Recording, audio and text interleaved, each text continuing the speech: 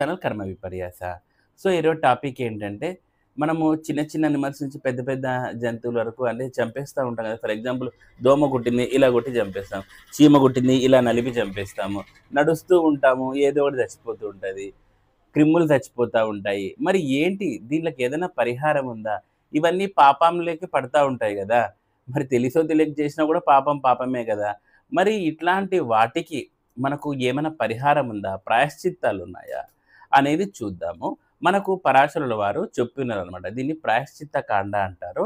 ఈ ప్రాయశ్చిత్తాలు ఏవేవి ఉన్నాయో చూద్దాము. ఓకేనండి. సో, ఫస్ట్ కొన్ని నేను ఇది కొంచెం పెద్ద వీడియో లాగుంటుంది. వినండి. సో, కేటగరీస్ చెప్తున్నాను చూడండి. క్రౌంచ్ పక్షి, బెగ్గరు పక్షి, హంస, కోడి, జాలపాదము, శరభము వీటిని చంపిన అతను ఒక పగలు, రాత్రి ఉపవాసముంటే